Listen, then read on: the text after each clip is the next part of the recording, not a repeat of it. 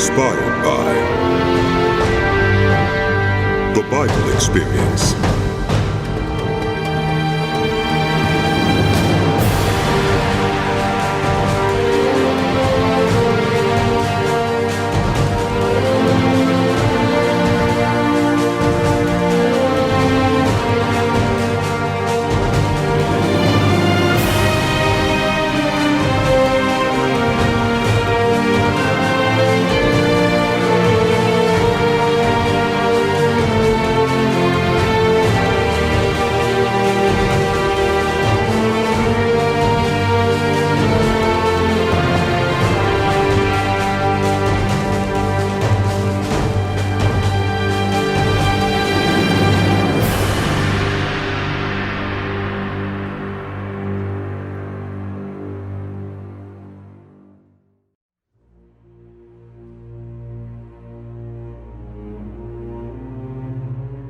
The Book of Job.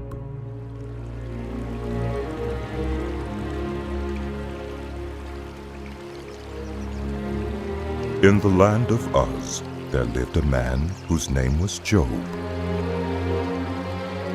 This man was blameless and upright. He feared God and shunned evil.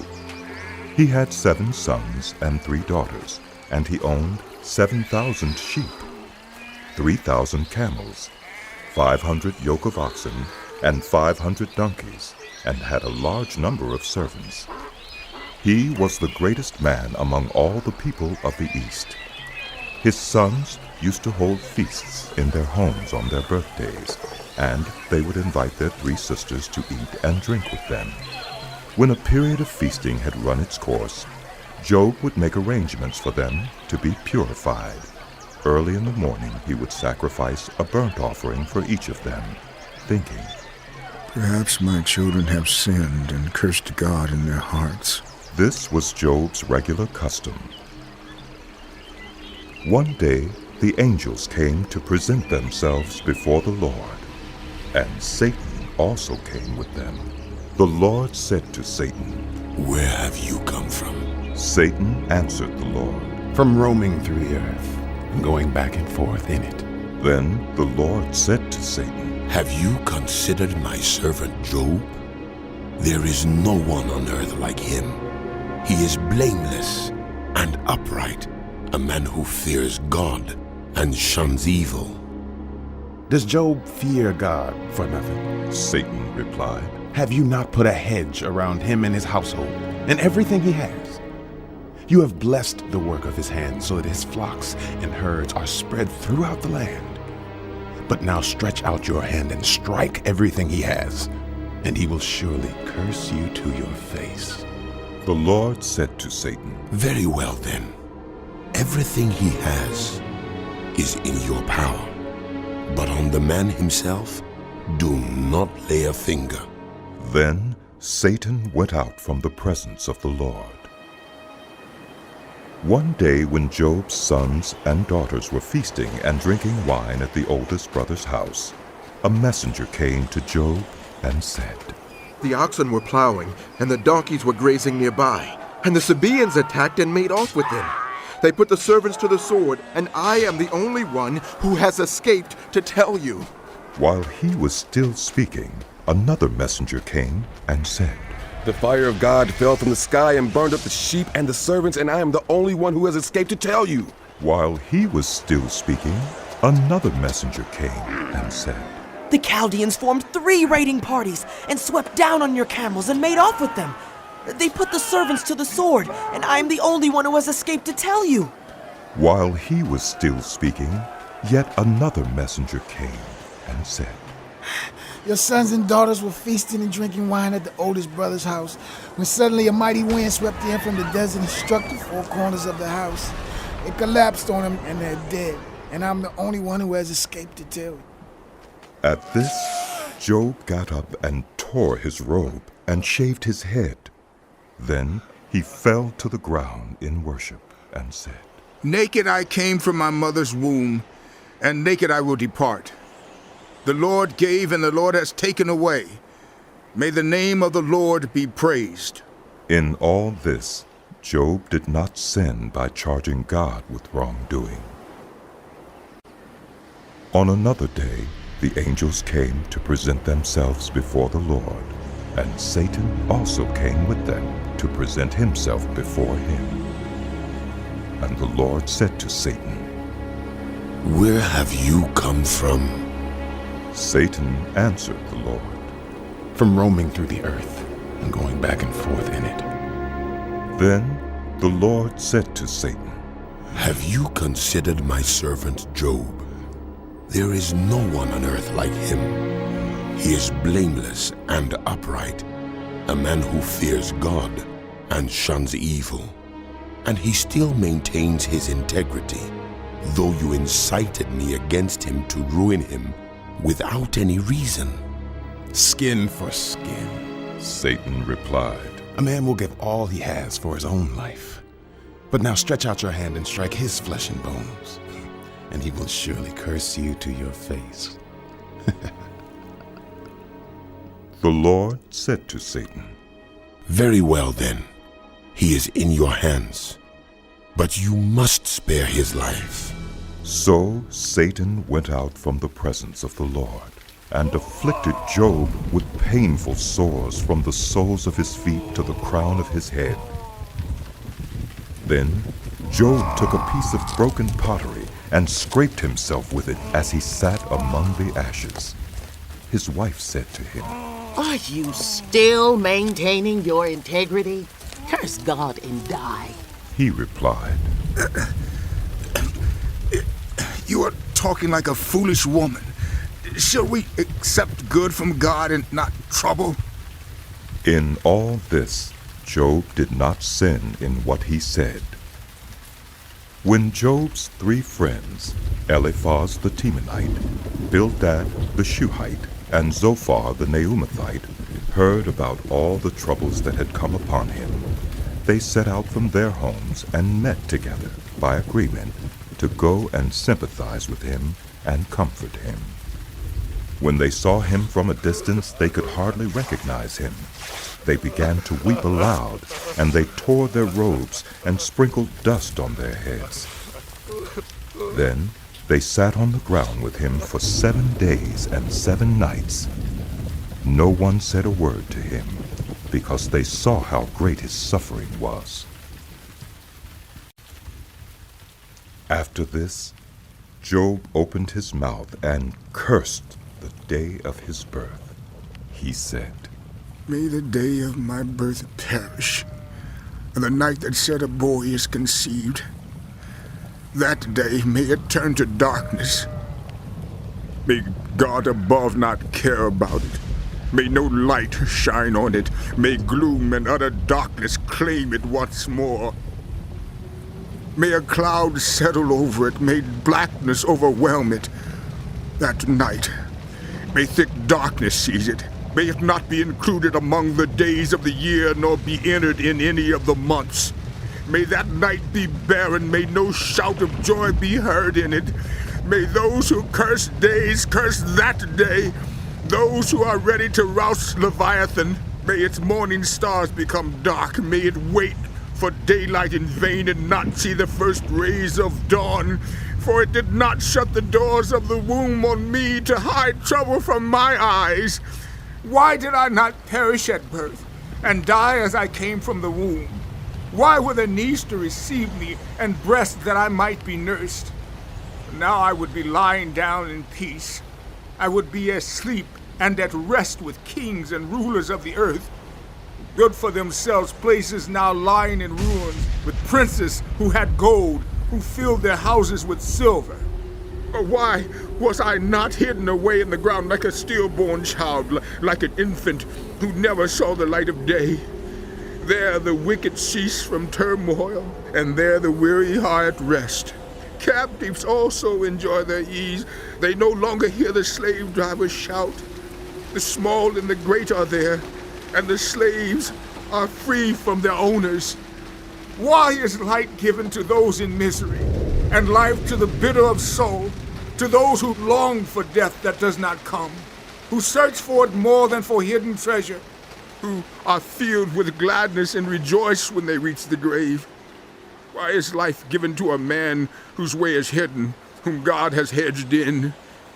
The sighing has become my daily food. My groans pour out like water. What I feared has come upon me. What I dreaded has happened to me. I have no peace, no quietness. I have no rest, but only turmoil.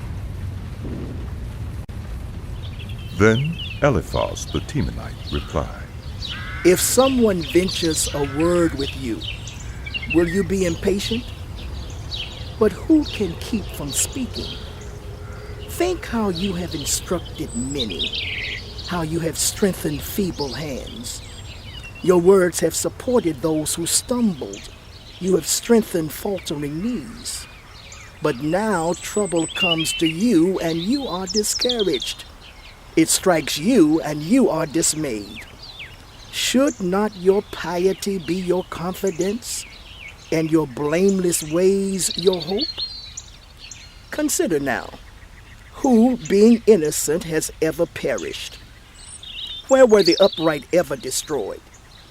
As I have observed, those who plow evil and those who sow trouble reap it.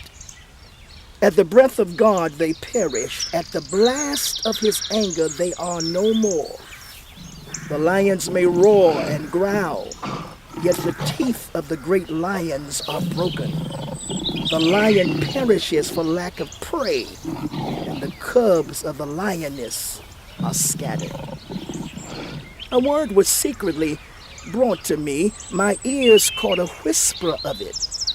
Amid disquieting dreams in the night, when deep sleep falls on people, fear and trembling seized me and made all my bones shake. A spirit glided past my face, and the hair on my body stood on end. It stopped, but I could not tell what it was. A form stood before my eyes, and I heard a hushed voice. Can a mortal be more righteous than God? Can human beings be more pure than their Maker? If God places no trust in his servants, if he charges his angels with error, how much more those who live in houses of clay, whose foundations are in the dust, who are crushed more readily than a moth. Between dawn and dusk, they are broken to pieces, unnoticed. They perish forever. Are not the cords of their tent pulled up so that they die without wisdom? Call if you will, but who will answer you? To which of the holy ones will you turn? Resentment kills a fool, and envy slays the simple. I myself have seen a fool taking root, but suddenly his house was cursed. His children are far from safety, crushed in court without a defender. The hungry consume his harvest, taking it even from among thorns, and the thirsty pant after his wealth. For hardship does not spring from the soil, nor does trouble sprout from the ground. Yet human beings are born to trouble as surely as sparks fly upward. But if I were you, I would appeal to God. I would lay my cause before him. He performs wonders that cannot be fathomed, miracles that cannot be counted. He bestows rain on the earth. He sends water on the countryside. The lowly he sets on high, and those who mourn are lifted to safety. He thwarts the plans of the crafty, so that their hands achieve no success. He catches the wise in their craftiness, and the schemes of the wily are swept away. Darkness comes upon them in the daytime. At noon they grope as in the night. He saves the needy from the sword in their mouth. He saves them from the clutches of the powerful. So the poor have hope, and injustice shuts its mouth.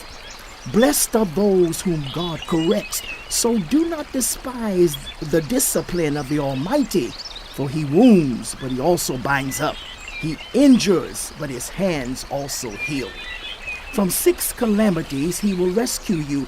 In 7 no harm will touch you. In famine he will deliver you from death, and in battle from the stroke of the sword. You will be protected from the lash of the tongue, and need not fear when destruction comes. You will laugh at destruction and famine, and need not fear the wild animals. For you will have a covenant with the stones of the field, and the wild animals will be at peace with you. You will know that your tent is secure. You will take stock of your property and find nothing missing. You will know that your children will be many, and your descendants like the grass of the earth. You will come to the grave in full vigor, like sheaves gathered in season. We have examined this, and it is true. So hear it and apply it to yourself. Then Job replied, If only my anguish could be weighed and all my misery be placed on the scales, it would surely outweigh the sand of the seas. No wonder my words have been impetuous. The arrows of the Almighty are in me. My spirit drinks in their poison. God's terrors are marshaled against me. Does a wild donkey bray when it has grass, or an ox bellow when it has fodder? Is tasteless food eaten without salt? Or is there flavor in the sap of the mallow? I refuse to touch it. Such food makes me ill. Oh, that I might have my request, that God would grant what I hope for, that God would be willing to crush me, to let loose his hand and cut off my life.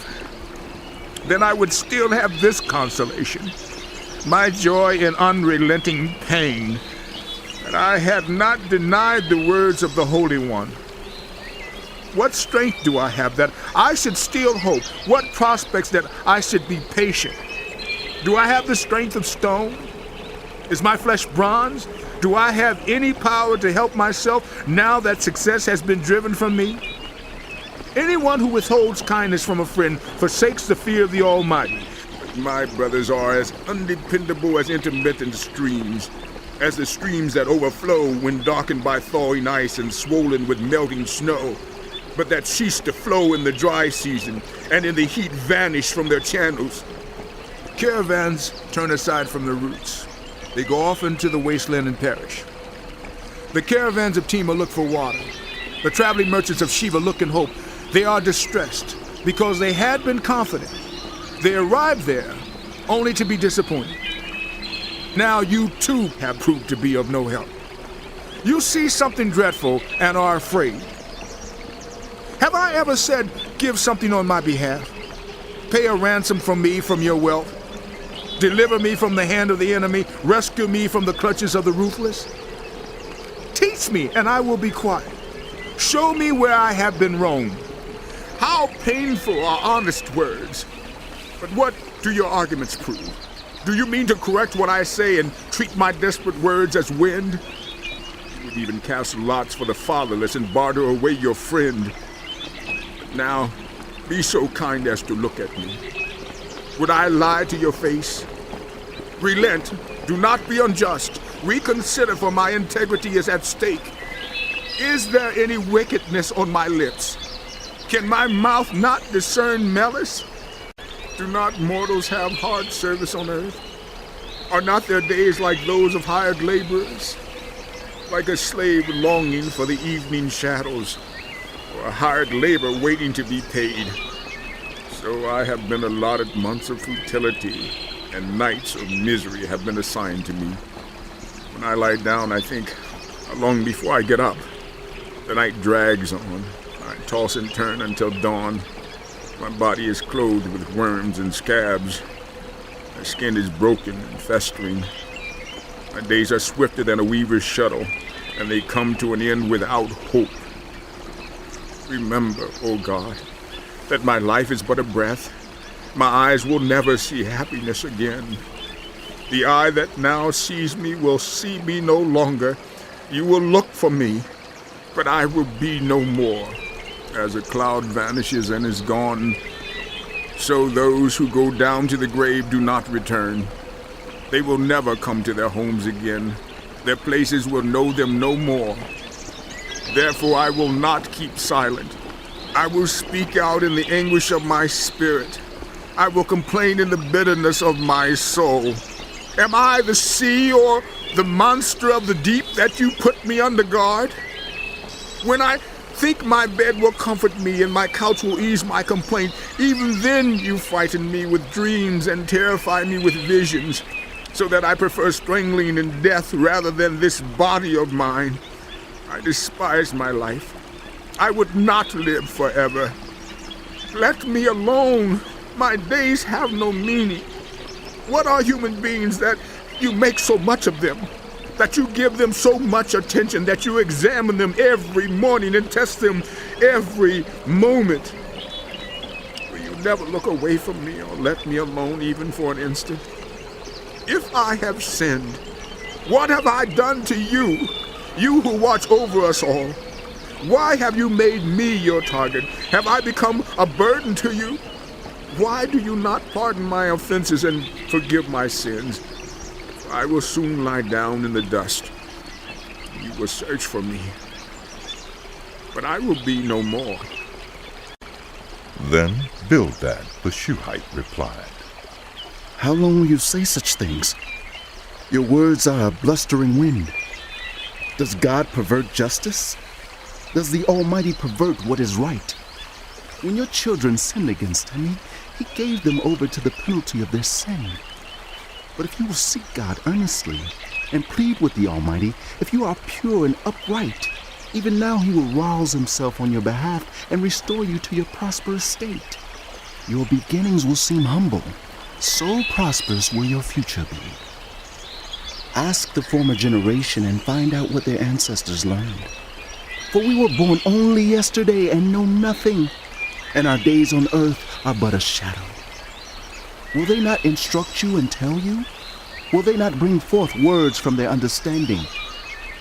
Can papyrus grow tall where there is no marsh? Can reeds thrive without water? While still growing and uncut, they wither more quickly than grass. Such is the destiny of all who forget God. So perishes the hope of the godless. What they trust in is fragile. What they rely on is a spider's web. They lean on the web, but it gives way. They cling to it, but it does not hold. They are like a well-watered plant in the sunshine, spreading its shoots over the garden. It entwines its roots around a pile of rocks and looks for a place among the stones. But when it is torn from its spot, that place disowns it and says, I never saw you. Surely its life withers away, and from the soil other plants grow. Surely God does not reject the blameless or strengthen the hands of evildoers. He will yet fill your mouth with laughter and your lips with shouts of joy. Your enemies will be clothed in shame, and the tents of the wicked will be no more. Then Job replied, Indeed, I know that this is true. But how can mere mortals prove their innocence before God? Though they wished to dispute with him, they could not answer him 1 time out of 1,000. His wisdom is profound, his power is vast. Who has resisted him and come out unscathed? He moves mountains without their knowing it, and overturns them in his anger. He shakes the earth from its place and makes its pillars tremble. He speaks to the sun and it does not shine. He seals off the light of the stars. He alone stretches out the heavens and treads on the waves of the sea.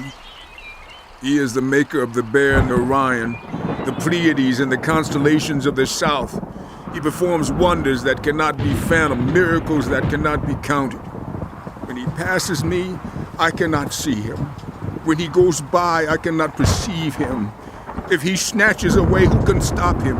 Who can say to him, what are you doing? God does not restrain his anger.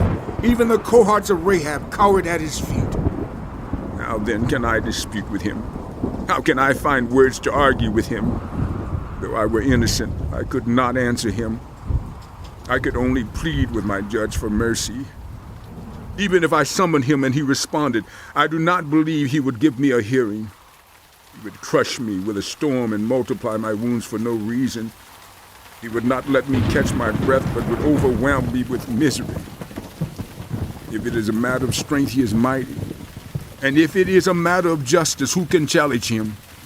Even if I were innocent, my mouth would condemn me. If I were blameless, it would pronounce me guilty. Although I am blameless, I have no concern for myself. I despise my own life. It is all the same. That is why I say he destroys both the blameless and the wicked. When the scourge brings sudden death, he mocks the despair of the innocent. When the land falls into the hands of the wicked, he blindfolds its judges. If it is not he, then who is it? My days are swifter than a runner. They fly away without a glimpse of joy. They skim past like boats of papyrus, like eagles swooping down on their prey. If I say I will forget my complaint, I will change my expression and smile, I still dread all my sufferings, for I know you will not hold me innocent. Since I am already found guilty, why should I struggle in vain? Even if I washed myself with soap and my hands with cleansing powder, you would plunge me into a slime pit so that even my clothes would detest me. He is not a mere mortal like me that I might answer him, that we might confront each other in court. If only there was someone to arbitrate between us, to lay a hand on us both, someone to remove God's rod from me, so that his terror would frighten me no more. Then I would speak up without fear of him. But as it now stands with me, I cannot. I loathe my very life. Therefore I will give free rein to my complaint and speak out in the bitterness of my soul. I say to God, do not declare me guilty, but tell me what charges you have against me. Does it please you to oppress me, to spurn the work of your hands while you smile on the plans of the wicked? Do you have eyes of flesh? Do you see as a mortal sees? Are your days like those of a mortal, or your years like those of a human being, that you must search out my faults and probe after my sin, though you know that I am not guilty and that no one can rescue me from your hand? Your hand shaped me and made me. Will you now turn and destroy me? Remember that you molded me like clay. Will you now turn me to dust again? Did you not pour me out like milk and curdle me like cheese, clothe me with skin and flesh and knit me together with bones and sinews? You gave me life and showed me kindness, and in your providence watched over my spirit. But this is what you concealed in your heart, and I know that this was in your mind. If I sinned, you would be watching me and would not let my offense go unpunished. If I am guilty, woe to me! Even if I am innocent, I cannot lift my head, for I am full of shame and drowned in my affliction. If I hold my head high, you stalk me like a lion and again display your awesome power against me. You bring new witnesses against me and increase your anger toward me. Your forces come against me wave upon wave. Why then did you bring me out of the womb? I wish I had died before any eyes saw me. If only I had never come into being, or had been carried straight from the womb to the grave. Are not my few days almost over? Turn away from me so I can have a moment's joy before I go to the place of no return, to the land of gloom and utter darkness, to the land of deepest night, of utter darkness and disorder, where even the light is like darkness. Then Zophar the Naamathite replied, Are all these words to go unanswered? Is this talker to be vindicated? Will your idle talk reduce others to silence? Will no one rebuke you when you mock? You say to God, My beliefs are flawless, and I am pure in your sight. Oh, how I wish that God would speak, that he would open his lips against you and disclose to you the secrets of wisdom, for true wisdom has two sides. Know this, God has even forgotten some of your sin. Can you fathom the mysteries of God? Can you probe the limits of the Almighty? They are higher than the heavens above. What can you do? They are deeper than the depths below. What can you know? Their measure is longer than the earth and wider than the sea. If he comes along and confines you in prison and convenes a court, who can oppose him?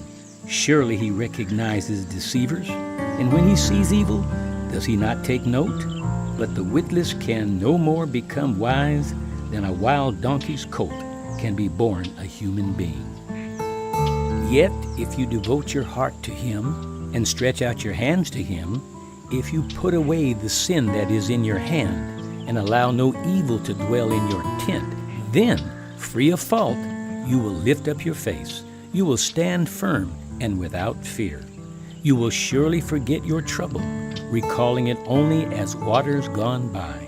Life will be brighter than noonday, and darkness will become like morning. You will be secure, because there is hope. You will look about you and take your rest in safety. You will lie down with no one to make you afraid, and many will court your favor. But the eyes of the wicked will fail, and escape will elude them.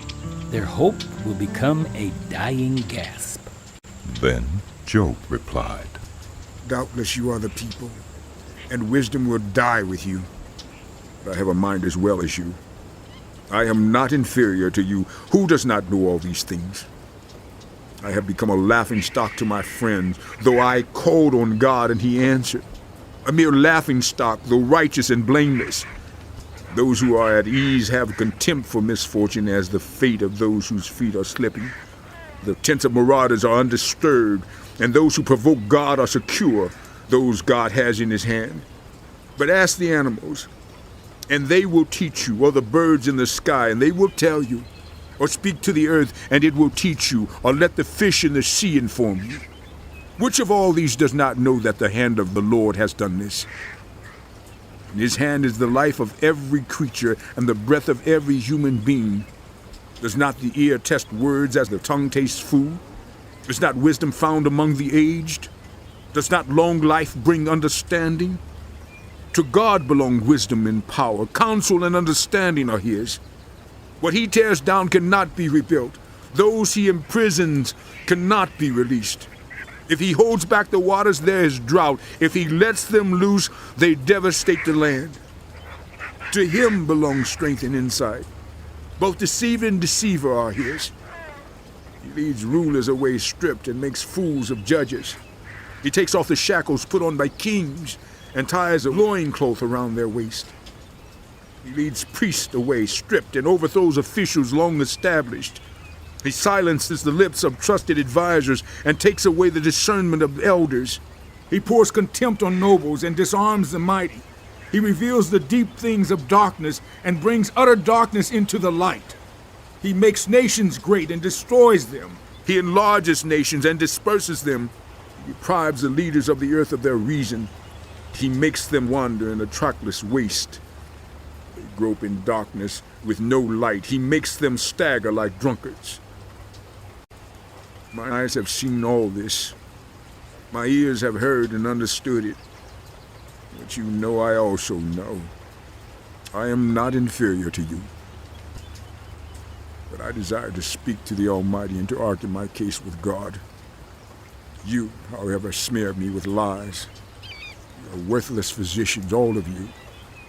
If only you would be altogether silent, for you that would be wisdom. Hear now my argument. Listen to the pleas of my lips. Will you speak wickedly on God's behalf? Will you speak deceitfully for him? Will you show him partiality? Will you argue the case for God? Would it turn out well if he examined you? Could you deceive him as you might deceive mortals? He would surely call you to account if you secretly showed partiality. Would not his splendor terrify you? Would not the dread of him fall on you? Your maxims are proverbs of ashes. Your defenses are defenses of clay. Keep silent and let me speak. Then let come to me what may. Why do I put myself in jeopardy and take my life in my hands? Though he slay me, yet will I hope in him. I will surely defend my ways to his face. Indeed, this will turn out for my deliverance, for no godless person would dare come before him. But listen carefully to what I say. Let my words ring in your ears. Now that I have prepared my case, I know I will be vindicated.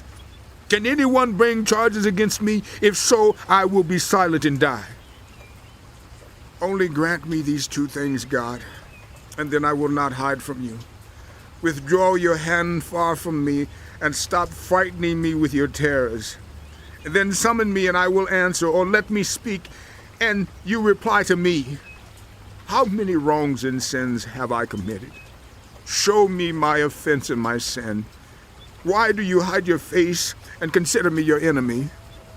Will you torment a wind-blown leaf? Will you chase after dry chaff? For you write down bitter things against me and make me reap the sins of my youth. You fasten my feet in shackles. You keep close watch on all my paths by putting marks on the soles of my feet. So humans waste away like something rotten, like a garment eaten by moths. Mortals born of women are few days and full of trouble. They spring up like flowers and wither away. Like fleeting shadows, they do not endure. Do you fix your eye on such as these? Will you bring them before you for judgment? Who can bring what is pure from the impure? No one. The days of mortals are determined. You have decreed the number of their months and have set limits they cannot exceed. So look away from us and leave us alone till we have put in our time like hired laborers. At least there is hope for a tree. If it is cut down, it will sprout again, and its new shoots will not fail. Its roots may grow old in the ground and its stump die in the soil. Yet at the scent of water it will bud and put forth shoots like a plant. But human beings die and are laid low. They breathe their last and are no more. As the water of a lake dries up or a riverbed becomes parched and dry, so they lie down and do not rise, till the heavens are no more. They will not awake or be roused from their sleep. If only you would hide me in the grave and conceal me till your anger has passed. If only you would set me a time and then remember me. If someone dies, will they live again? All the days of my hard service I will wait for my renewal to come. You will call and I will answer you. You will long for the creature your hands have made. Surely then you will count my steps but not keep track of my sin. My offenses will be sealed up in a bag. You will cover over my sin. But as a mountain erodes and crumbles, and as a rock is moved from its place, as water wears away stones and torrents wash away the soil, so you destroy everyone's hope. You overpower them once for all, and they are gone. You change their countenance and send them away. If their children are honored, they do not know it. If their offspring are brought low, they do not see it. They feel but the pain of their own bodies and mourn only for themselves.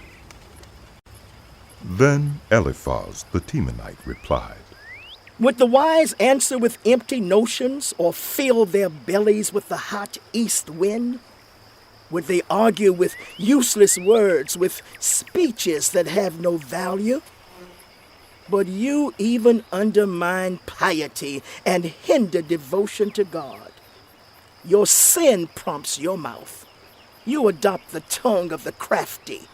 Your own mouth condemns you, not mine. Your own lips testify against you. Are you the first man ever born? Were you brought forth before the hills? Do you listen in on God's counsel? Do you have a monopoly on wisdom? What do you know that we do not know? What insights do you have that we do not have?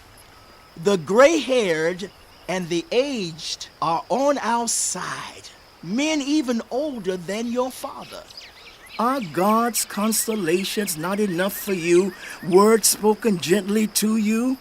Why has your heart carried you away, and why do your eyes flash, so that you vent your rage against God and pour out such words from your mouth? What are mortals that they could be pure, or those born of woman that they could be righteous.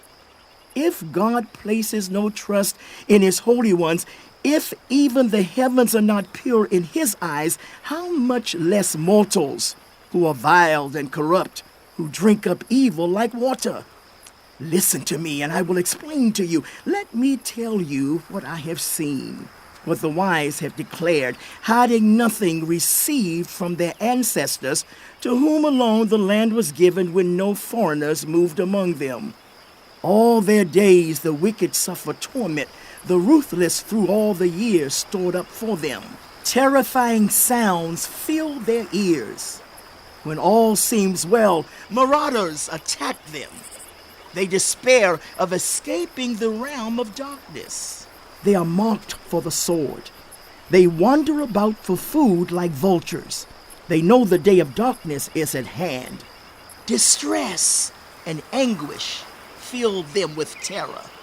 Troubles overwhelm them like a king poised to attack, because they shake their fists at God and vaunt themselves against the Almighty, defiantly charging against him with thick, strong shields. Though their faces are covered with fat and their waists bulge with flesh, they will inhabit ruined towns and houses where no one lives, houses crumbling to rubble. They will no longer be rich, and their wealth will not endure, nor will their possessions spread over the land. They will not escape the darkness. A flame will wither their shoots, and the breath of God's mouth will carry them away. Let them not deceive themselves by trusting what is worthless, for they will get nothing in return. Before their time they will wither, and their branches will not flourish. They will be like a vine stripped of its unripe grapes, like an olive tree shedding its blossoms. For the company of the godless will be barren, and fire will consume the tents of those who love bribes. They conceive trouble and give birth to evil. Their womb fashions deceit. Then Job replied, I have heard many things like these. You are miserable comforters, all of you. Your long-winded speeches never end. What ails you that you keep on arguing? I also could speak like you if you were in my place. I could make fine speeches against you and shake my head at you. But my mouth would encourage you. Comfort from my lips would bring you relief. Yet if I speak, my pain is not relieved, and if I refrain, it does not go away. Surely, God, you have worn me out. You have devastated my entire household. You have shriveled me up, and it has become a witness. My gauntness rises up and testifies against me. God assails me and tears me in his anger and gnashes his teeth at me. My opponent fastens on me his piercing eyes. People open their mouths to jeer at me. They strike my cheek in scorn and unite together against me. God has turned me over to the ungodly and thrown me into the clutches of the wicked. All was well with me, but he shattered me. He seized me by the neck and crushed me. He has made me his target. His archers surround me. Without pity, he pierces my kidneys and spews my gall on the ground. Again and again he bursts upon me. He rushes at me like a warrior. I have sewed sackcloth over my skin and buried my brow in the dust. My face is red with weeping. Dark shadows ring my eyes, yet my hands have been free of violence and my prayer is pure. Earth, do not cover my blood. May my cry never be laid to rest. Even now my witness is in heaven. My advocate is on high. My intercessor is my friend as my eyes pour out tears to God. On behalf of a human being, he pleads with God as one pleads for a friend. Only a few years will pass before I take the path of no return. My spirit is broken. My days are cut short. The grave awaits me. Surely mockers surround me. My eyes must dwell on their hostility. Give me, O God, the pledge you demand. Who else will put up security for me? You have closed their minds to understanding, therefore you will not let them triumph. If people denounce their friends for reward, the eyes of their children will fail. God has made me a byword to everyone, a man in whose face people spit. My eyes have grown dim with grief. My whole frame is but a shadow. The upright are appalled at this. The innocent are aroused against the ungodly. Nevertheless, the righteous will hold to their ways, and those with clean hands will grow stronger. But come on, all of you, try again. I will not find a wise man among you. My days have passed, my plans are shattered. Yet the desires of my heart turn night into day. In the face of the darkness, light is near.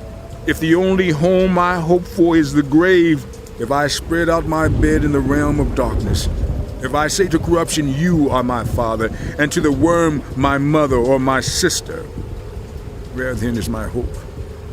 Who can see any hope for me? Will it go down to the gates of death?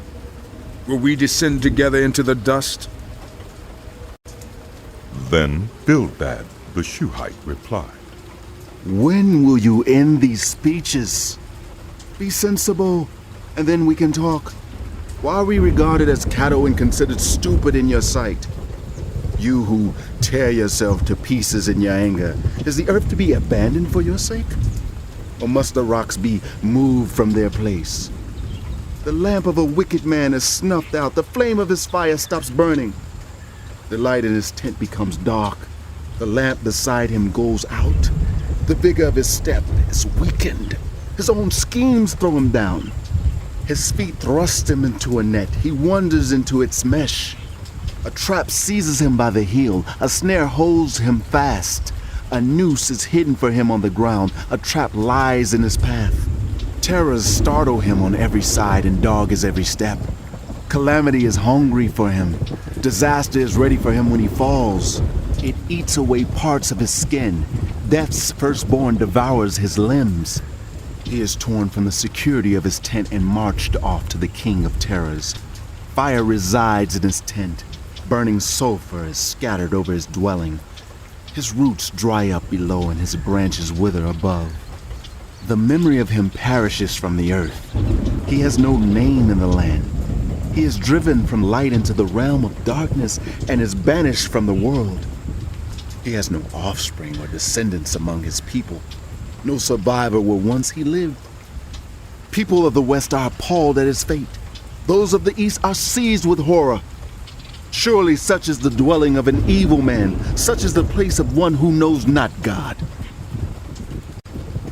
Then Job replied, How long will you torment me and crush me with words? 10 times now you have reproached me, shamelessly you attacked me. If it is true that I have gone astray, my error remains my concern alone. If indeed you would exalt yourselves above me and use my humiliation against me, then know that God has wronged me and drawn his net around me. Though I cry violence, I get no response. Though I call for help, there is no justice. He has blocked my way so I cannot pass. He has shrouded my paths in darkness. He has stripped me of my honor and removed the crown from my head. He tears me down on every side till I am gone. He uproots my hope like a tree. His anger burns against me. He counts me among his enemies. His troops advance in force. They build a siege ramp against me and encamp around my tent. He has alienated my family from me. My acquaintances are completely estranged from me. My relatives have gone away. My friends have forgotten me. My guests and my female servants count me as foreigner. They look on me as a stranger. I summon my servant, but he does not answer, though I beg him with my own mouth. My breath is offensive to my wife. I am loathsome to my own family. Even the little boys scorn me. When I appear, they ridicule me. All my intimate friends detest me. Those I love have turned against me. I am nothing but skin and bones. I have escaped only by the skin of my teeth. Have pity on me, my friends. Have pity, for the hand of God has struck me. Why do you pursue me as God does? Will you never get enough of my flesh? Oh, that my words were recorded, that they were written on a scroll, that they were inscribed with an iron tool on lead or engraved in rock forever. I know that my Redeemer lives, and that in the end he will stand on the earth. And after my skin has been destroyed, yet in my flesh I will see God. I myself will see him with my own eyes. I, and not another. How my heart yearns within me.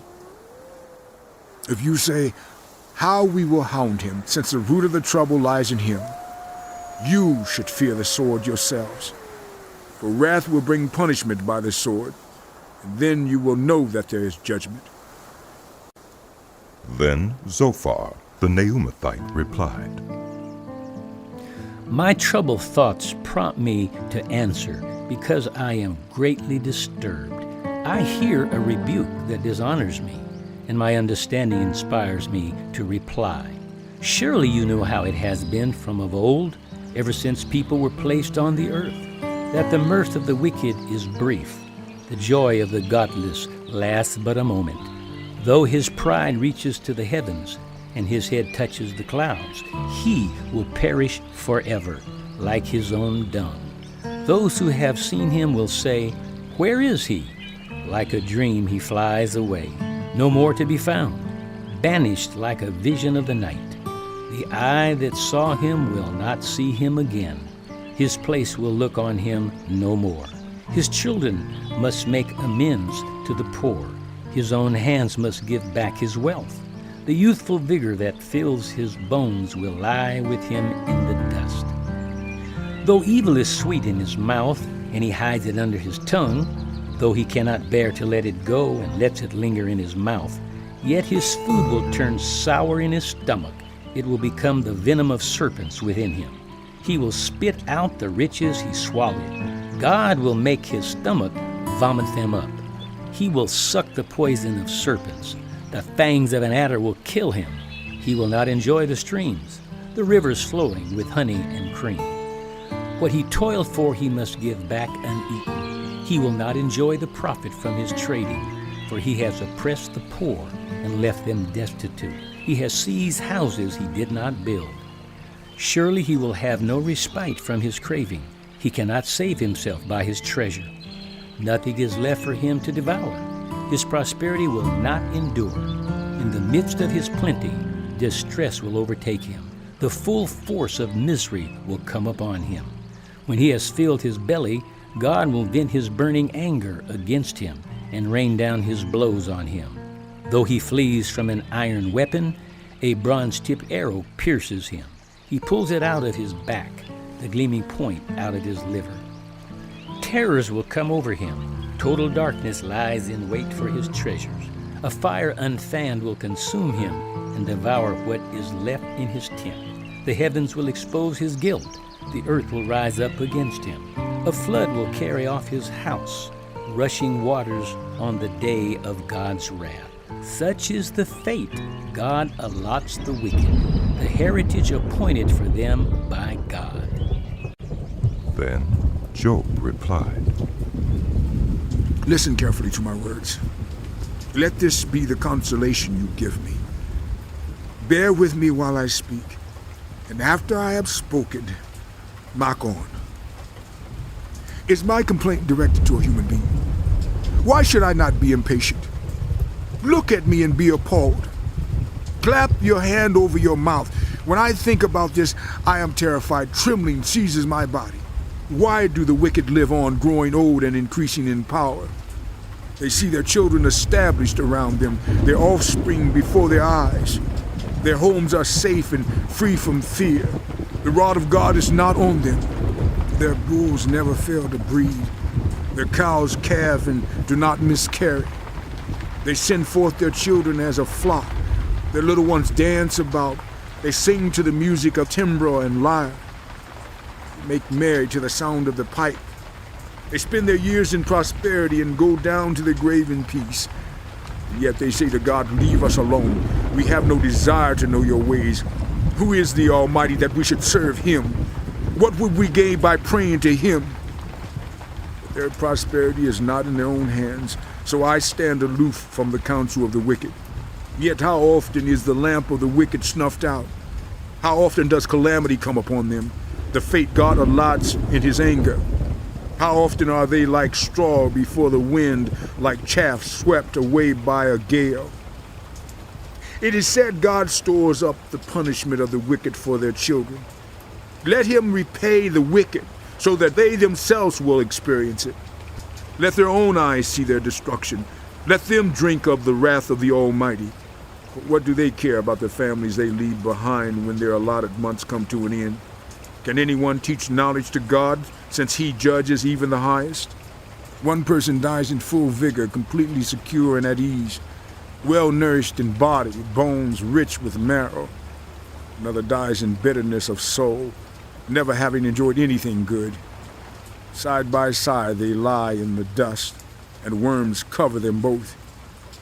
I know full well what you are thinking, the schemes by which you would wrong me. You say, where now is the house of the great, the tents where the wicked lived? Have you never questioned those who travel? Have you paid no regard to their accounts, that the wicked are spared from the day of calamity, that they are delivered from the day of wrath? Who denounces their conduct to their face? Who repays them for what they have done? They are carried to the grave, and watch is kept over their tombs. The soil in the valley is sweet to them. Everyone follows after them, and a countless throng goes before them. So how can you console me with your nonsense? Nothing is left of your answers but falsehood.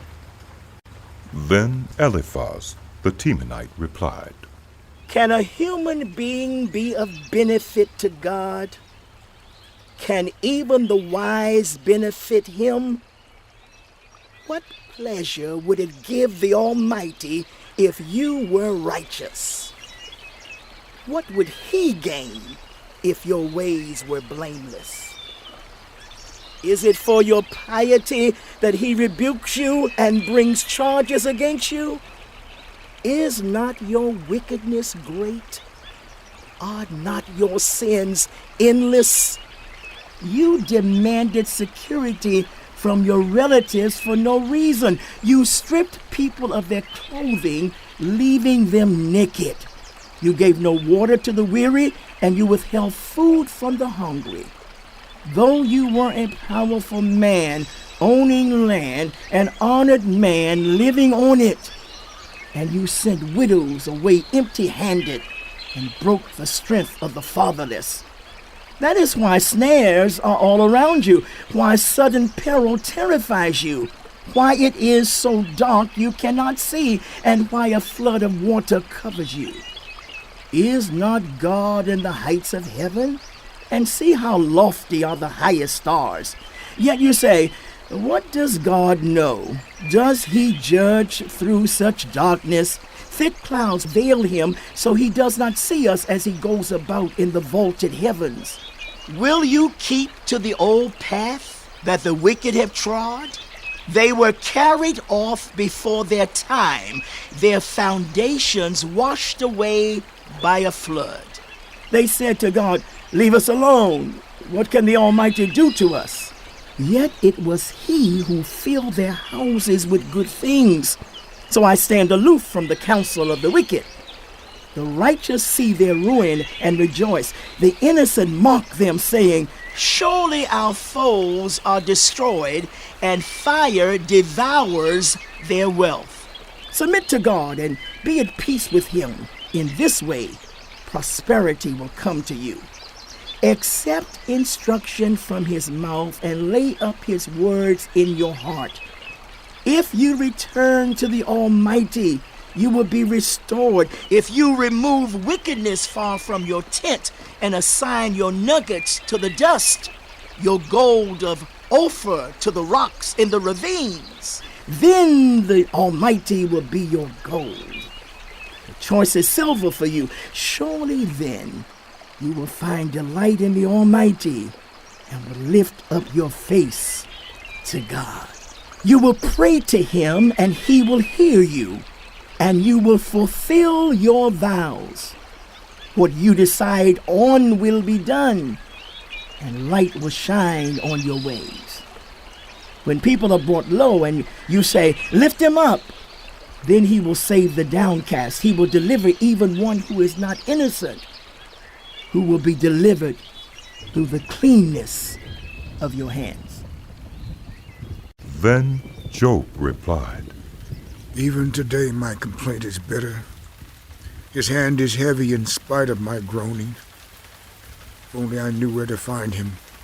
If only I could go to his dwelling, I would state my case before him and fill my mouth with arguments. I would find out what he would answer me and consider what he would say to me. Would he vigorously oppose me? No, he would not press charges against me.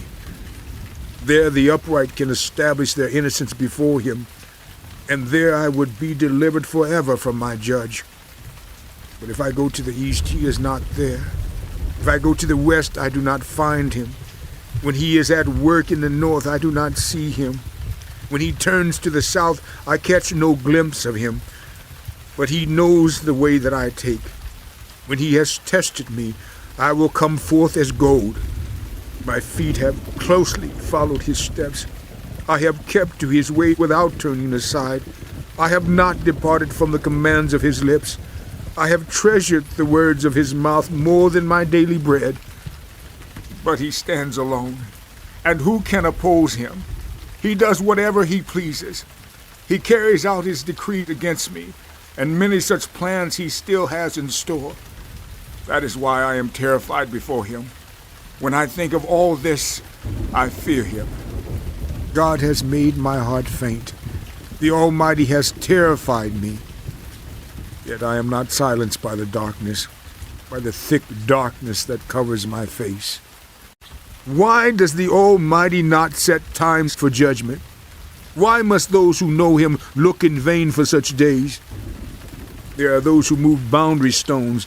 They pasture flocks they have stolen. They drive away the orphan's donkey and take the widow's ox in pledge.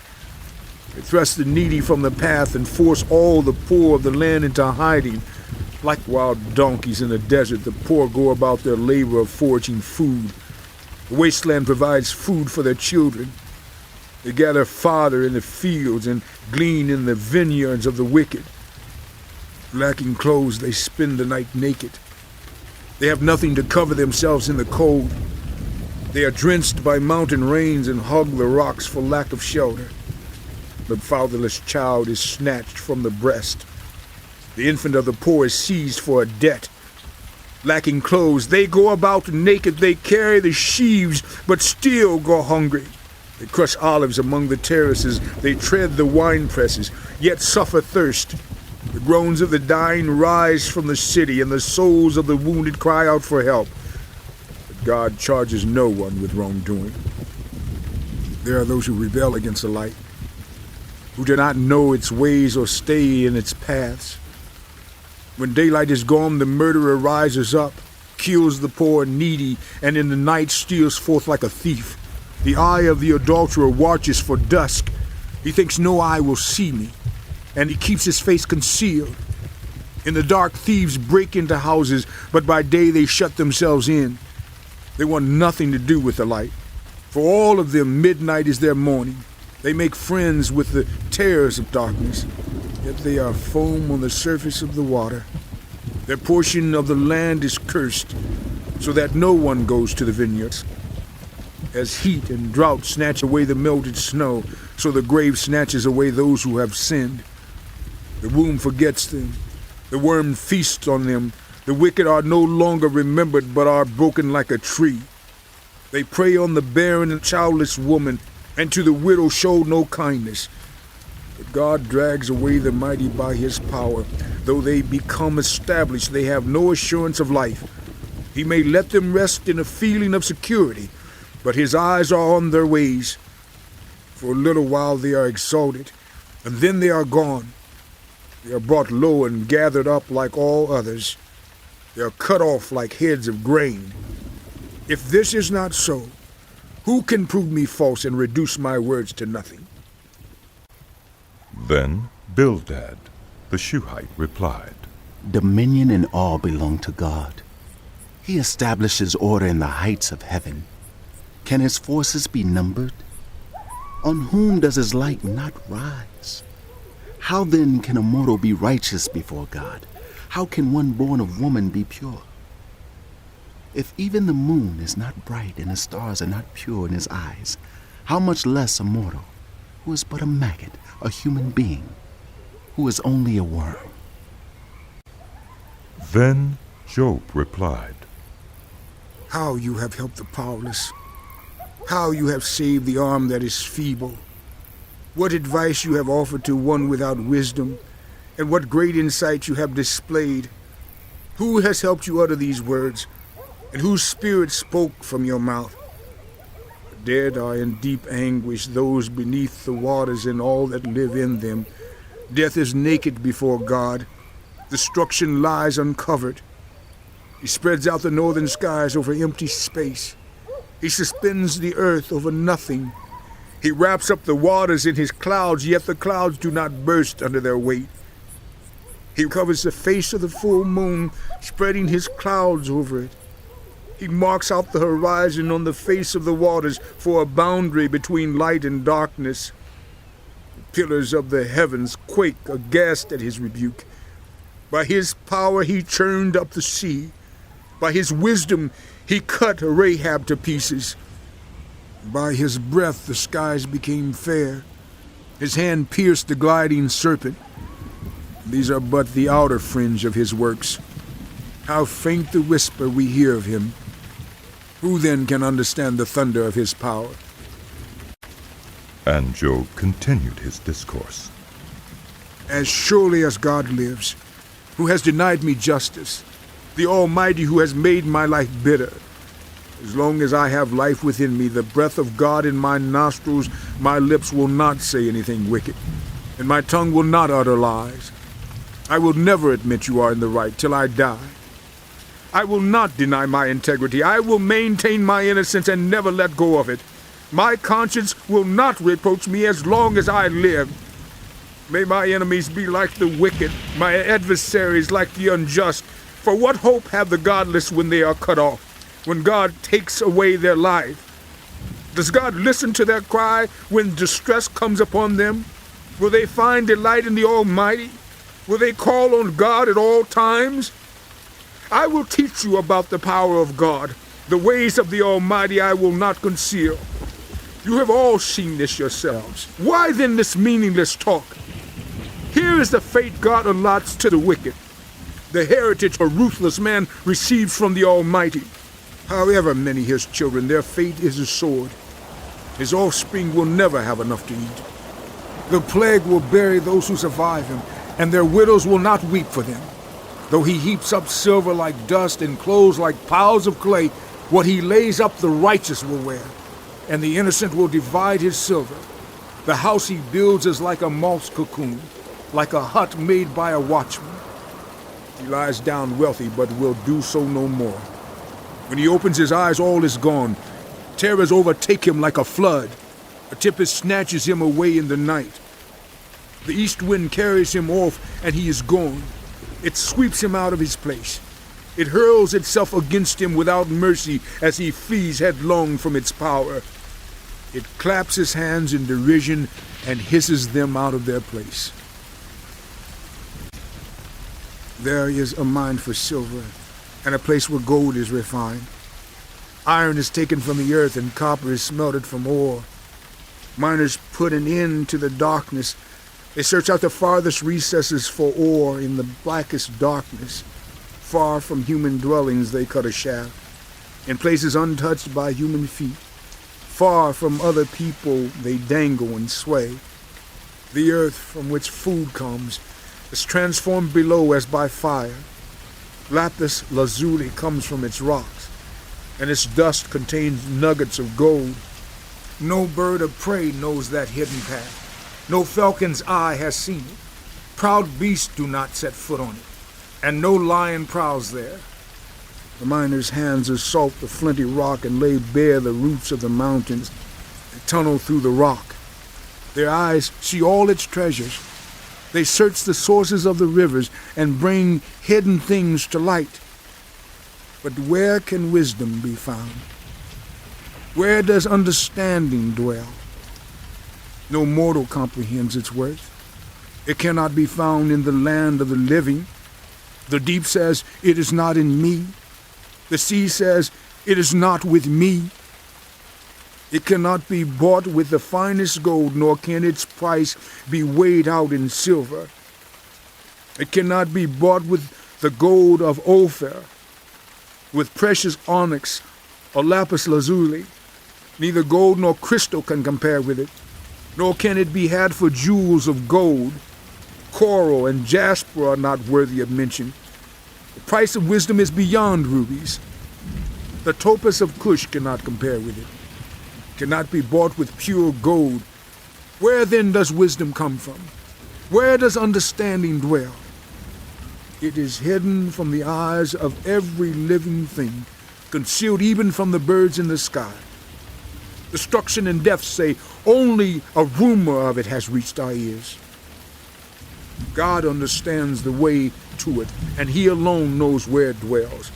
For he views the ends of the earth and sees everything under the heavens.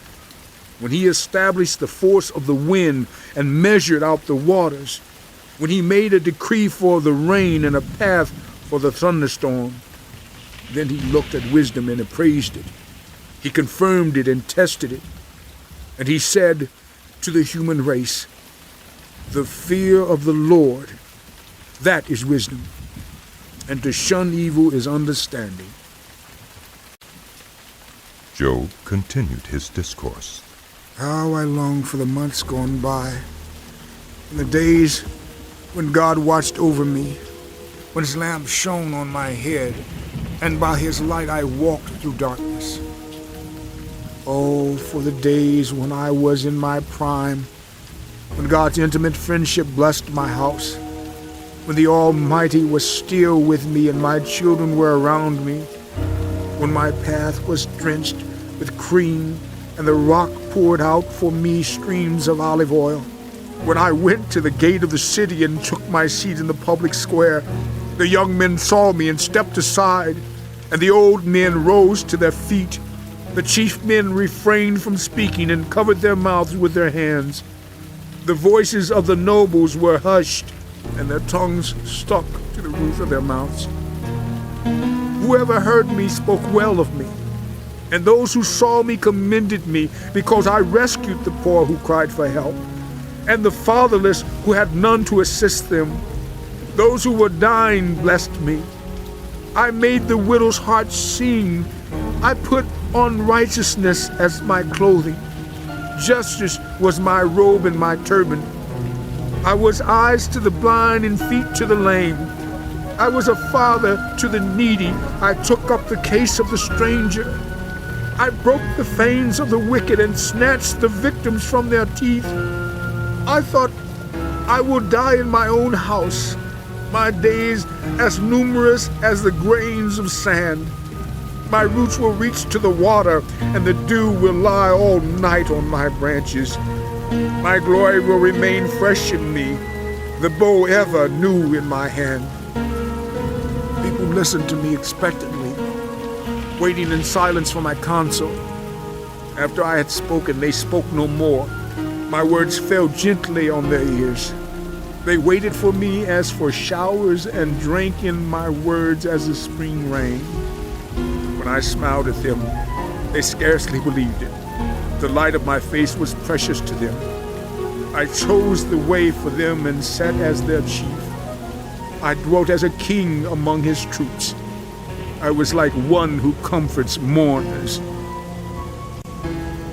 But now they mock me. Men younger than I, whose fathers I would have disdained to put with my sheepdogs. What use was the strength of their hands to me, since their vigor had gone from them? Haggard from want and hunger, they roamed the parched land and desolate wastelands at night. In the brush they gathered salt herbs, and their food was the root of the broom bush. They were banished from human society, shouted at as if they were thieves. They were forced to live in the dry stream beds among the rocks and in holes in the ground. They brayed among the bushes and huddled in the undergrowth. a base and nameless brood.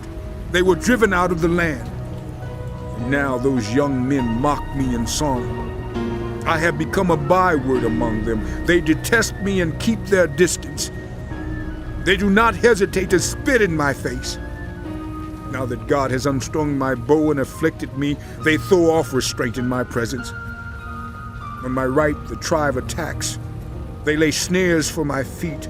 They build their siege ramps against me. They break up my road. They succeed in destroying me. No one can help him, they say. They advance as through a gaping breach. Amid the ruins they come rolling in. Terrors overwhelm me. My dignity is driven away as by the wind. My safety vanishes like a cloud. Now my life ebbs away. Days of suffering grip me. Night pierces my bones. My gnawing pains never rest. In his great power, God becomes like clothing to me.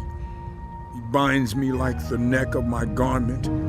He throws me into the mud, and I am reduced to dust and ashes. I cry out to you, God, but you do not answer. I stand up, but you merely look at me. You turn on me ruthlessly. With the might of your hand, you attack me. You snatch me up and drive me before the wind. You toss me about in the storm. I know you will bring me down to death, to the place appointed for all the living. Surely no one lays a hand on those who are crushed when they cry for help in their distress. Have I not wept for those in trouble? Has not my soul grieved for the poor? Yet when I hoped for good, evil came. When I looked for light, then came darkness. The churning inside me never stops. Days of suffering confront me. I go about blackened, but not by the sun. I stand up in the assembly and cry for help. I have become a brother of jackals, a companion of owls. My skin grows black and peels. My body burns with fever. My lyre is tuned to mourning, and my pipe to the sound of wailing. I made a covenant with my eyes not to look lustfully at a virgin. For what is our lot from God above, our heritage from the Almighty on high? Is it not ruin for the wicked, disaster for those who do wrong? Does he not see my ways and count my every step? If I have walked with falsehood, or my foot has hurried after deceit, let God weigh me in honest scales, and he will know that I am blameless. If my steps have turned from the path, if my heart has been led by my eyes, or if my hands had been defiled, then may others eat what I have sown, and may my crops be uprooted. If my heart has been enticed by a woman, or if I have lurked at my neighbor's door, then may my wife grind another man's grain, and may other men sleep with her. For that would have been wicked, a sin to be judged. It is a fire that burns to destruction. It would have uprooted my harvest. If I have denied justice to any of my servants, whether male or female, when they had a grievance against me, what will I do when God confronts me? What will I answer when called to account? Did not he who made me in the womb make them? Did not the same one form us both within our mothers? If I have denied the desires of the poor, or let the eyes of the widow grow weary, if I have kept my bread to myself, not sharing it with the fatherless, but from my youth I reared them as a father would, and from my birth I guided the widow. If I have seen anyone perishing for lack of clothing, or the needy without garments, and their hearts did not bless me for warming them with the fleece from my sheep, if I had raised my hand against the fatherless, knowing that I had influence in court, then let my arm fall from the shoulder. Let it be broken off at the joint. For I dreaded destruction from God, and for fear of his splendor, I could not do such things. If I have put my trust in gold, or said to pure gold, you are my security. If I have rejoiced over my great wealth, the fortune my hands had gained, if I have regarded the sun in its radiance or the moon moving in splendor, so that my heart was secretly enticed and my hand offered them a kiss of homage, then these also would be sins to be judged, for I would have been unfaithful to God on high. If I have rejoiced at my enemies' misfortune, or gloated over the trouble that came to them, I have not allowed my mouth to sin by invoking a curse against their life. If those of my household have never said, "Who has not been filled with Job's meat?" But no stranger had to spend the night in the street, for my door was always open to the traveler. If I have concealed my sin as people do, by hiding my guilt in my heart because I so feared the crowd and so dreaded the contempt of the clans that I kept silent and would not go outside. Oh, that I had someone to hear me. I sign now my defense. Let the Almighty answer me. Let my accuser put his indictment in writing. Surely I would wear it on my shoulder. I would put it on like a crown. I would give him an account of my every step. I would present it to him as to a ruler. If my land cries out against me, and all its furrows are wet with tears, if I have devoured its yield without payment or broken the spirit of its tenants, then let briars come up instead of wheat, and stinkweed instead of barley. The words of Job are ended. So these 3 men stopped answering Job, because he was righteous in his own eyes. But Elihu, son of Barachel, the Buzite, of the family of Ram, became very angry with Job for justifying himself rather than God. He was also angry with the 3 friends, because they had found no way to refute Job, and yet had condemned him. Now Elihu had waited before speaking to Job, because they were older than he. But when he saw that the 3 men had nothing more to say, his anger was aroused. So Elihu, son of Barachel, the Buzite, said, I am young in years, and you are old. That is why I was fearful, not daring to tell you what I know. I thought age should speak, advanced years should teach wisdom. But it is the spirit in mortals, the breath of the Almighty, that gives them understanding. It is not only the old who are wise, not only the aged who understand what is right. Therefore I say, listen to me. I too will tell you what I know. I waited while you spoke. I listened to your reasoning while you were searching for words. I gave you my full attention, but not one of you has proved Job wrong. None of you has answered his arguments. Do not say, we have found wisdom. Let God refute him, not a mere mortal. But Job has not marshaled his words against me, and I will not answer him with your arguments. They are dismayed and have no more to say. Words have failed them. Must I wait now that they are silent? Now that they stand there with no reply? I too will have my say. I too will tell what I know, for I am full of words, and the spirit within me compels me. Inside I am like bottled up wine, like new wineskins ready to burst. I must speak and find relief. I must open my lips and reply. I will show no partiality, nor will I flatter anyone, for if I were skilled in flattery, my Maker would soon take me away. But now, Job, listen to my words. Pay attention to everything I say. I'm about to open my mouth. My words are on the tip of my tongue. My words come from an upright heart. My lips sincerely speak what I know. The Spirit of God has made me. The breath of the Almighty gives me life. Answer me then, if you can. Stand up and argue your case before me. I am the same as you in God's sight. I too am a piece of clay.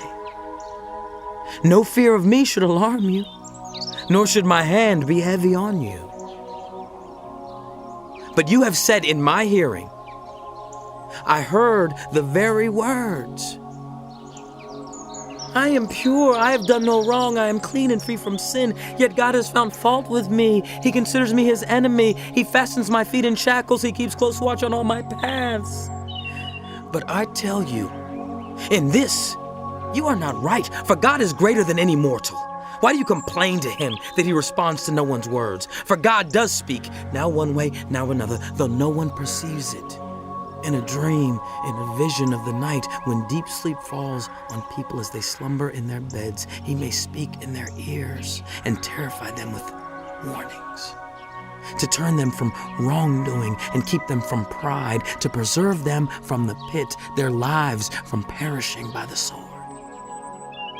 Or they may be chastened on a bed of pain with constant distress in their bones, so that their bodies find food repulsive and their souls loathe the choicest meal. Their flesh wastes away to nothing, and their bones, once hidden, now stick out.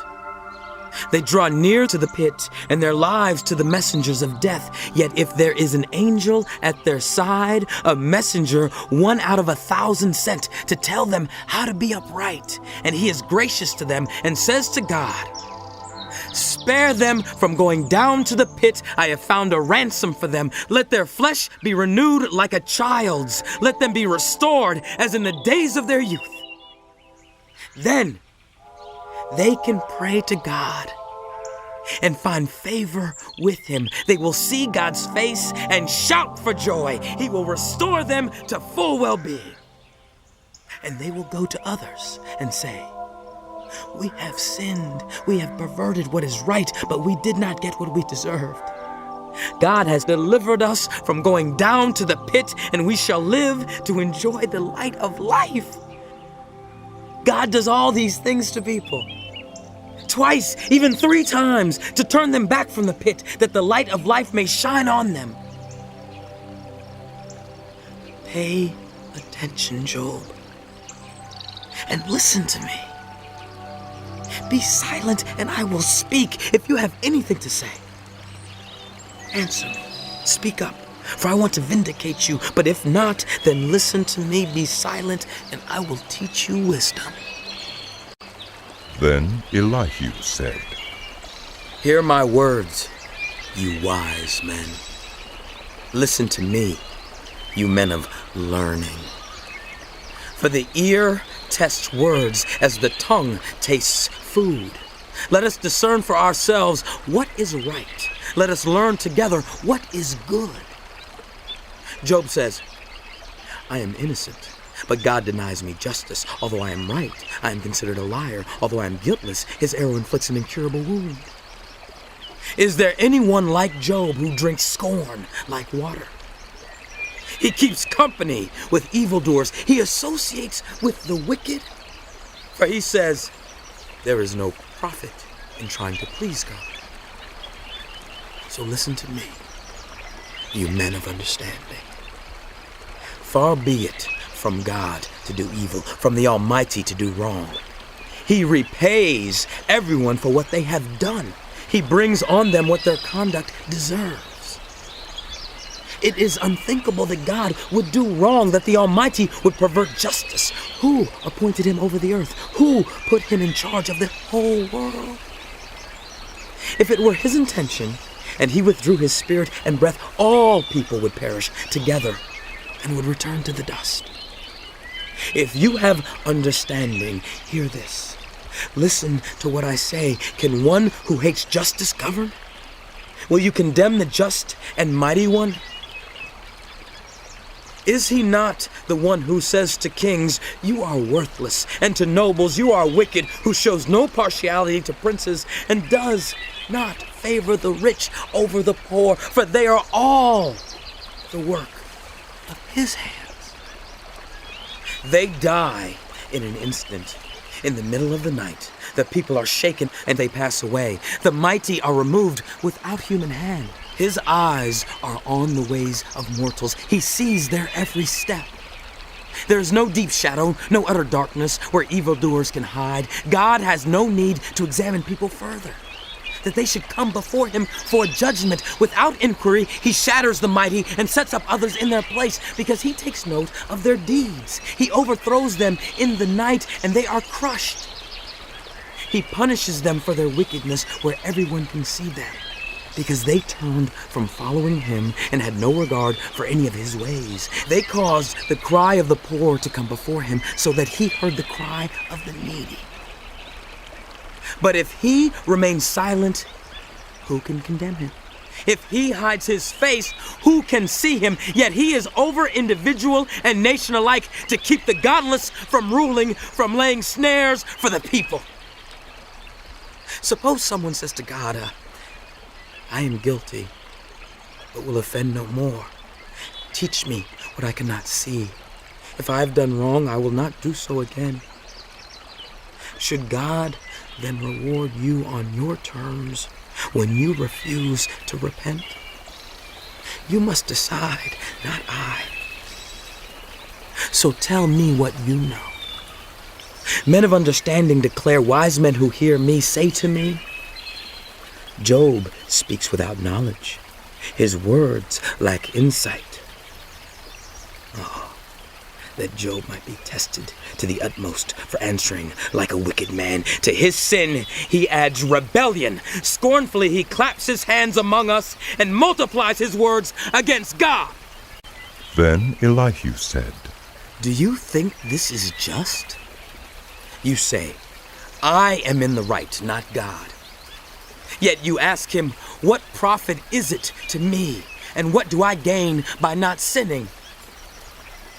I would like to reply to you and to your friends with you. Look up at the heavens and see.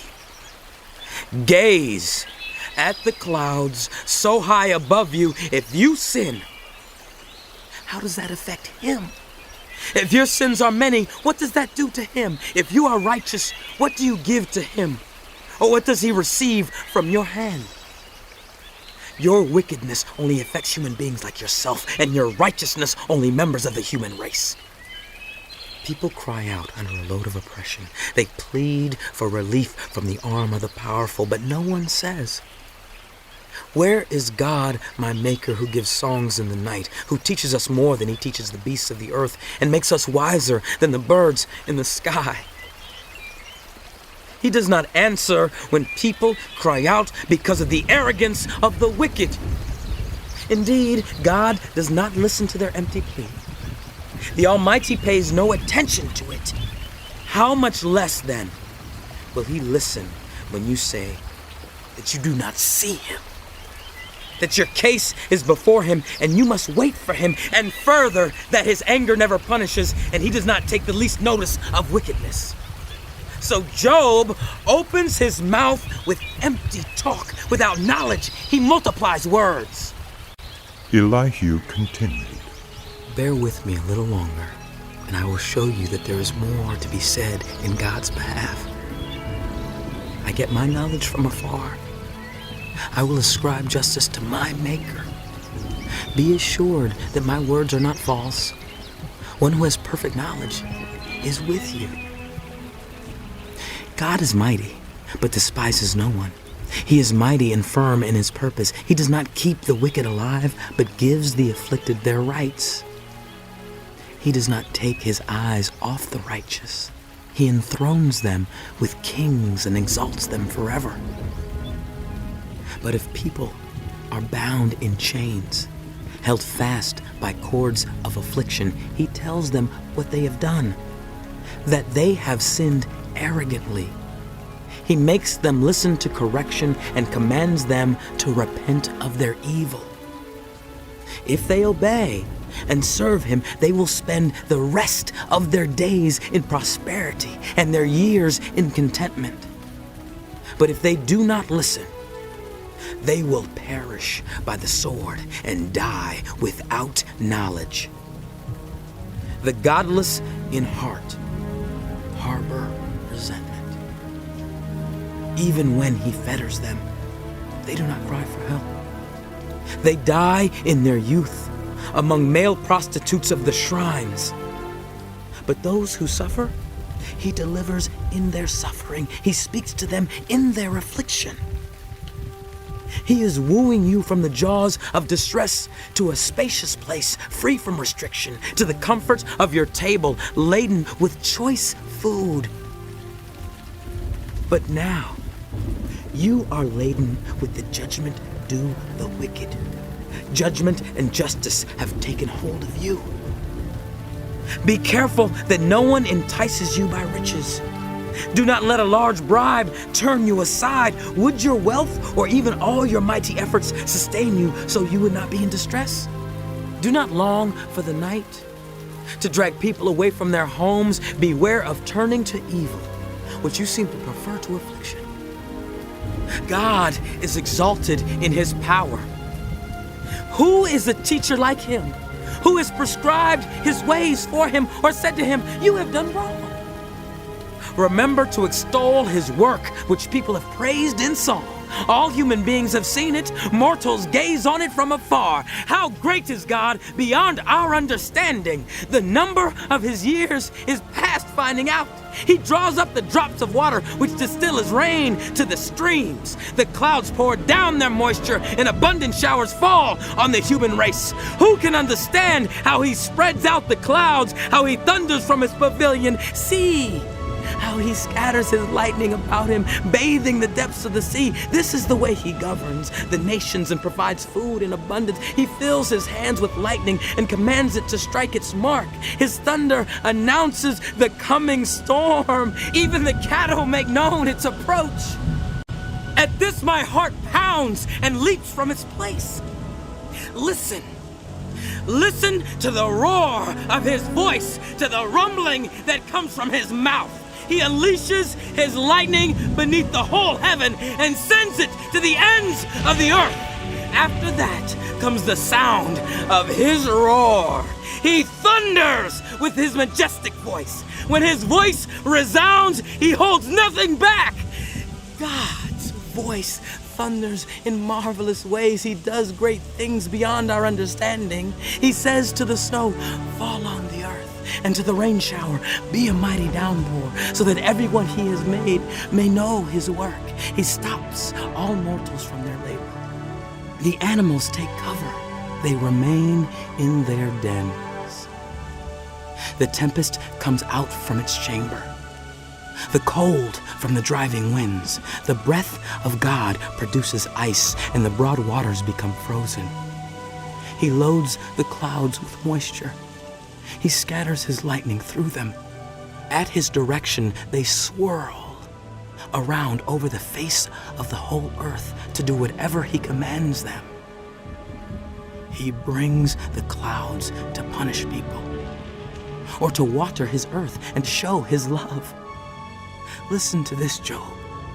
Stop and consider God's wonders. Do you know how God controls the clouds and makes his lightning flash? Do you know how the clouds hang poised? Those wonders of him who has perfect knowledge? You who swelter in your clothes when the land lies hushed under the south wind, can you join him in spreading out the skies hard as a mirror of cast bronze? Tell us what we should say to him. We cannot draw up our case because of our darkness. Should he be told that I want to speak? Would anyone ask to be swallowed up? Now no one can look at the sun, bright as it is in the skies after the wind has swept them clean. Out of the north he comes in golden splendor. God comes in awesome majesty. The Almighty is beyond our reach and exalted in power. In his justice and great righteousness he does not oppress. Therefore, people revere him. For does he not have regard for all the wise in heart? Then the Lord spoke to Job out of the storm. He said, "Who is this that obscures my plans with words without knowledge? Prepare to defend yourself. I will question you, and you shall answer me. Where were you when I laid the earth's foundation? Tell me, if you understand. Who marked off its dimensions? Surely you know. Who stretched a measuring line across it? On what were its footings set? Or who laid its cornerstone while the morning stars sang together and all the angels shouted for joy? Who shut up the sea behind doors when it burst forth from the womb, when I made the clouds its garment and wrapped it in thick darkness, when I fixed limits for it and set its doors and bars in place, when I said, this far you may come and no further. Here is where your proud waves halt. Have you ever given orders to the morning or shown the dawn its place, that it might take the earth by the edges and shake the wicked out of it? The earth takes shape like clay under a seal. Its features stand out like those of a garment. The wicked are denied their light, and their upraised arm is broken. Have you journeyed to the springs of the sea or walked in the recesses of the deep? Have the gates of death been shown to you? Have you seen the gates of the deepest darkness? Have you comprehended the vast expanses of the earth? Tell me if you know all this. What is the way to the abode of light, and where does darkness reside? Can you take them to their places? Do you know the paths to their dwellings? Surely you know, for you were already born, you have lived so many years. Have you entered the storehouses of the snow, or seen the storehouses of the hail, which I reserve for times of trouble, for days of war and battle? What is the way to the place where the lightning is dispersed, or the place where the east winds are scattered over the earth? Who cuts a channel for the torrents of rain, and a path for the thunderstorm, to water a land where no one lives, an uninhabited desert to satisfy a desolate wasteland, and make it sprout with grass? Does the rain have a father? Who fathers the drops of dew? From whose womb comes the ice? Who gives birth to the frost from the heavens when the waters become hard as stone, when the surface of the deep is frozen? Can you bind the chains of the Pleiades? Can you loosen Orion's belt? Can you bring forth the constellations in their seasons, or lead out the bear with its cubs? Do you know the laws of the heavens? Can you set up God's dominion over the earth? Can you raise your voice to the clouds and cover yourself with a flood of water? Do you send the lightning bolts on their way? Do they report to you, here we are? Who gives the ibis wisdom about the flooding of the Nile, or gives the rooster understanding of when to crow? Who has the wisdom to count the clouds? Who can tip over the water jars of the heavens when the dust becomes hard and the clods of earth stick together? Do you hunt the prey for the lioness and satisfy the hunger of the lions when they crouch in their dens or lie in wait in a thicket? Who provides food for the raven when its young cry out to God and wander about for lack of food? Do you know when the mountain goats give birth? Do you watch when the doe bears her fawn? Do you count the months till they bear? Do you know the time they give birth? They crouch down and bring forth their young. Their labor pains are ended. Their young thrive and grow strong in the wilds. They leave and do not return. Who let the wild donkey go free? Who untied its ropes? I gave it the wasteland as its home, the salt flats as its habitat.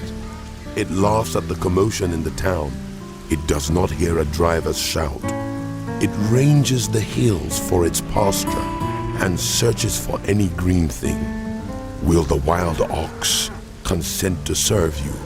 Will it stay by your manger at night? Can you hold it to the furrow with a harness? Will it till the valleys behind you? Will you rely on it for its great strength? Will you leave your heavy work to it? Can you trust it to haul in your grain and bring it to your threshing floor?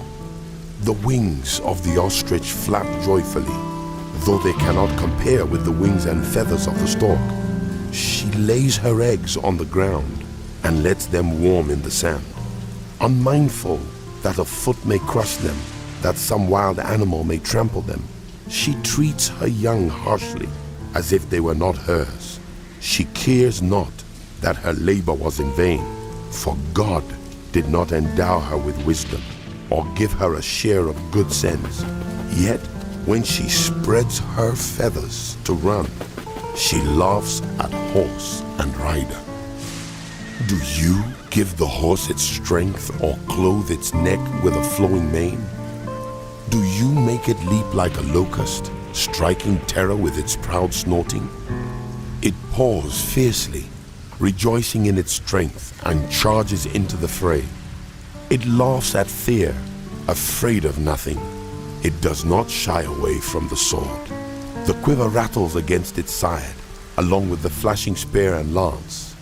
In frenzied excitement, it eats up the ground. It cannot stand still when the trumpet sounds. At the blast of the trumpet, it snorts. Aha! It catches the scent of battle from afar, the shout of commanders and the battle cry. Does the hawk take flight by your wisdom and spread its wings toward the south? Does the eagle soar at your command and build its nest on high? It dwells on a cliff and stays there at night. A rocky crag is its stronghold. From there it looks for food. Its eyes detect it from afar. Its young ones feast on blood, and where the slain are, there it is. The Lord said to Job, Will the one who contends with the Almighty correct him? Let him who accuses God answer him. Then Job answered the Lord, I am unworthy. How can I reply to you?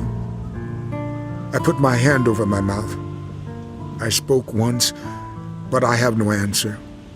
Twice, but I will say no more. Then the Lord spoke to Job out of the storm.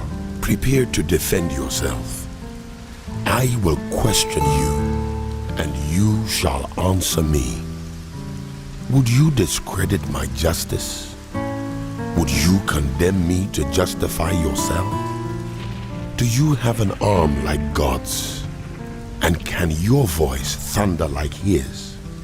Then adorn yourself with glory and splendor, and clothe yourself in honor and majesty. Unleash the fury of your wrath. Look at all who are proud, and bring them low. Look at all who are proud, and humble them. Crush the wicked where they stand. Bury them all in the dust together. Shroud their faces in the grave. Then I myself will admit to you that your own right hand can save you. Look at the behemoth, which I made along with you, and which feeds on grass like an ox. What strength it has in its loins, what power in the muscles of its belly. Its tail sways like a cedar. The sinews of its thighs are close-knit. Its bones are tubes of bronze. Its limbs like rods of iron. It ranks first among the works of God, yet its maker can approach it with his sword. The hills bring it their produce, and all the wild animals play nearby. Under the lotus plants it lies, hidden among the reeds in the marsh. The lotuses conceal it in their shadow. The poplars by the stream surround it. A raging river does not alarm it. It is secure, though the Jordan should surge against its mouth. Can anyone capture it by the eyes, or trap it and pierce its nose? Can you pull in the Leviathan with a fish hook, or tie down its tongue with a rope? Can you put a cord through its nose, or pierce its jaw with a hook? Will it keep begging you for mercy? Will it speak to you with gentle words? Will it make an agreement with you for you to take it as your slave for life? Can you make a pet of it like a bird, or put it on a leash for the young women in your house? Will traders barter for it? Will they divide it up among the merchants? Can you fill its hide with harpoons, or its head with fishing spears? If you lay a hand on it, you will remember the struggle and never do it again. Any hope of subduing it is false. The mere sight of it is overpowering. No one is fierce enough to rouse it. Who then is able to stand against me? Who has a claim against me that I must pay? Everything under heaven belongs to me. I will not fail to speak of Leviathan's limbs, its strength and its graceful form. Who can strip off its outer coat? Who can penetrate its double coat of armor? Who dares open the doors of its mouth? Ringed about with fearsome teeth, its back has rows of shields tightly sealed together. Each is so close to the next that no air can pass between. They are joined fast to one another. They cling together and cannot be parted. Its snorting throws out flashes of light. Its eyes are like the rays of dawn. Flames stream from its mouth, sparks of fire shoot out. Smoke pours from its nostrils as from a boiling pot over burning reeds. Its breath sets coals ablaze and flames dart from its mouth. Strength resides in its neck. Dismay goes before it. The folds of its flesh are tightly joined. They are firm and immovable. Its chest is hard as rock, hard as a lower millstone. When it rises up, the mighty are terrified. They retreat before its thrashing. The sword that reaches it has no effect, nor does the spear or the dart or the javelin. Iron it treats like straw, and bronze like rotten wood. Arrows do not make it flee. Slingstones are like chaff to it. A club seems to it but a piece of straw. It laughs at the rattling of the lance. Its undersides are jagged potsherds, leaving a trail in the mud like a threshing sledge. It makes the depths churn like a boiling cauldron, and stirs up the sea like a pot of ointment. It leaves a glistening wake behind it. One would think the deep had white hair. Nothing on earth is its equal. A creature without fear. It looks down on all that are haughty. It is king over all that are proud. Then Job replied to the Lord, I know that you can do all things. No purpose of yours can be thwarted. You ask, who is this that obscures my plans without knowledge? Surely I spoke of things I did not understand, things too wonderful for me to know. You said, listen now, and I will speak. I will question you, and you shall answer me. My ears had heard of you, but now my eyes have seen you. Therefore I despise myself and repent in dust and ashes. After the Lord had said these things to Job, he said to Eliphaz the Temanite, I am angry with you and your two friends, because you have not spoken of me what is right, as my servant Job has. So now, take 7 bulls and 7 rams, and go to my servant Job, and sacrifice a burnt offering for yourselves. My servant Job will pray for you, and I will accept his prayer, and not deal with you according to your folly. You have not spoken of me what is right, as my servant Job has. So Eliphaz the Temanite, Bildad the Shuhite, and Zophar the Naamathite did what the Lord told them, and the Lord accepted Job's prayer. After Job had prayed for his friends, the Lord restored his fortunes and gave him twice as much as he had before. All his brothers and sisters and everyone who had known him before came and ate with him in his house. They comforted and consoled him over all the trouble the Lord had brought on him. And each one gave him a piece of silver and a gold ring. The Lord blessed the latter part of Job's life more than the former part. He had 14,000 sheep, 6,000 camels, 1,000 yoke of oxen, and 1,000 donkeys. And he also had 7 sons and 3 daughters. The first daughter he named Jemimah, the second Keziah, and the third Karen-Happuch. Nowhere in all the land were there found women as beautiful as Job's daughters, and their father granted them an inheritance along with their brothers. After this, Job lived 140 years. He saw his children and their children to the 4th generation. And so he died, old and full of years.